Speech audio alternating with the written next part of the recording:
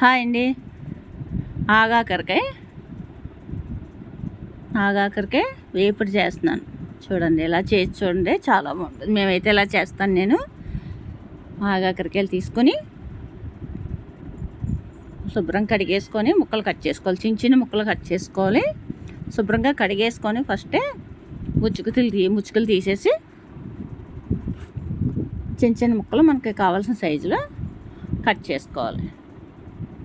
పిక్కలు కూడా ఉంచేసుకోండి. ముదరగా ఉన్నా కానీ పిక్కలు ఉంచేస్తేనే మనకి తింటుంటే పంట కింద పడి చాలా టేస్ట్గా ఉంటాయి అన్నమాట.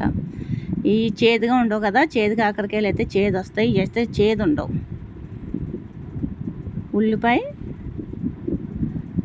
ఉల్లిపాయలు, ఎల్లుల్లిపాయ, ఎండుమిరపకాయలు, కారం ఇవి అనమాట. ఇందులో మసాలా కూడా వేయను. ధనియాల పౌడర్, కొంచెం జీలకర్ర, వెల్లుల్లిపాయ వేసి ఫ్రై చేస్తాను అనమాట. చాలా బాగుంటుంది, చాలా టేస్ట్గా ఉంటుంది. ఇలా ట్రై చేయండి, బాగుంటుంది. ఇక చిన్న ముక్కలు కట్ చేసేసాను కదా, అదిగో జీలకర్ర, ఒక 2 ఉల్లిపాయలు, ఒక వెల్లుల్లిపాయ, ఎండుమిర్చి వేస్తున్నాను, కొంచెం జీలకర్ర, కొంచెం ధనియాల పౌడర్ వేసేసుకోండి. ఇది కొంచెం ఉప్పు అన్నీ వేసుకొని పేస్ట్ చేసుకోవాలి. ఇవి అది చూసారా, ఎండుమిరపకాయలు ఇంకా కారం మనకు సరిపడా ఎండుమిర్చి వేసుకోవాలి, సరిపోతాయి. ఎండుమిర్చి వల్ల ఇది ఫ్రై అన్నది చాలా టేస్ట్గా ఉంటుంది అన్నమాట. మనకి ఆయిల్ పెట్టుకొని పొయ్యి మీద ముందు కాకరకాయ ముక్కలు కొంచెం ఆయిల్ ఎక్కువే పడుతుంది మనకి, గమ్ముని ఆగవు కదా ఇవి. చక్కగా ఆయిల్ పెట్టుకొని ఆగాకరకాయ ముక్కలు ఉన్నాయి కదా వేపేసుకోవాలి. పెద్ద మంట పెట్టుకొని వేపేసుకోండి. తర్వాత అంతా సిమ్లోనే పెట్టాలి. ఉల్లిపాయ పేస్ట్ వేస్తే సిమ్లో పెట్టుకొని ఫ్రై చేసుకోవాలన్నమాట. ముక్కలన్నీ కూడా నూనెలోని బాగా ఫ్రై చేసుకోవాలి. కొంచెం ఆయిల్ ఎక్కువే పడుతుంది దీనికి, లేకపోతే మాడిపోద్ది అనమాట కర్రీ. అసలు వాటర్ అన్నది వేయమన్నమాట మనం.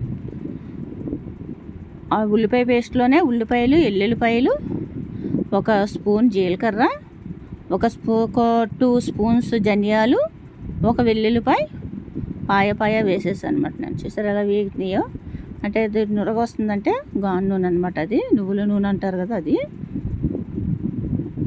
అవన్నీ వేసుకొని ఉప్పు కూడా అందులోనే, ఉప్పు పసుపు అన్నీ కూడా వేసుకొని మిక్సీ పట్టుకోవాలి. అది